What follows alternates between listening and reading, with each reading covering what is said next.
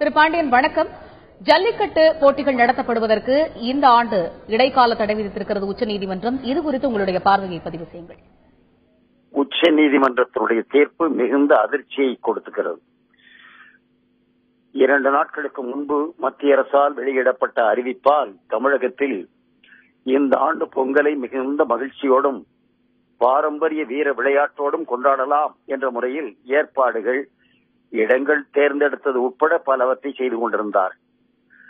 ஆனால் அடிக்கரும்பிலை தொடங்கி நுனிக்கரும்பிலை கடைசியிலே கசப்பை உணர்ந்தது போல இப்பொழுது உச்சநீதிமன்றத்தின் தீர்ப்பு யாசகம் கேட்டு வந்த பாணனை தூங்கிக் கொண்டிருந்த போது தட்டி எழுப்பி உனக்கு சோறு இல்லை எழுந்து போ என்று சொன்ன கதையை நினைவூட்டுவதாக வந்திருக்கிறது.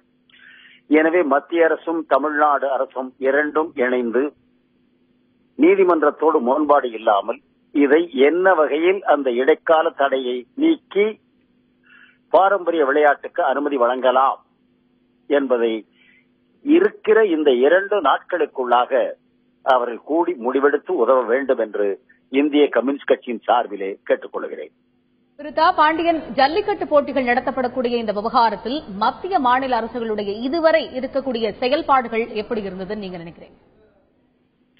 அவர்கள் முயன்றுதான் அந்த அறிவிப்பை வெளியிட்டார்கள் என்பதை அது மாறாக உச்சநீதிமன்றம் தடை செய்துவிட்டது என்பதால் அவர்களை குற்றம் சாட்ட இயலாது.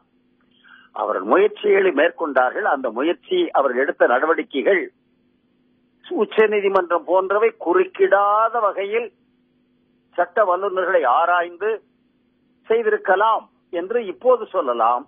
ஆனால் அவர்கள் முயன்றார்கள் என்ற அந்த முயற்சியும் நல்லெண்ணத்தையும் நாம் குறை கூற இயலாது. எனவே அவர்களும் சேர்ந்து நம்மோடு சிந்தித்து இப்பொழுது அதிகாரத்தை பயன்படுத்தி, வாய்ப்பை பயன்படுத்தி மீண்டும் அந்த அவர்கள் வெளியிட்ட அறிக்கையை நடைமுறைப்படுத்துவதற்கு வழிவகை காண வேண்டும். அதுதான் நல்லது.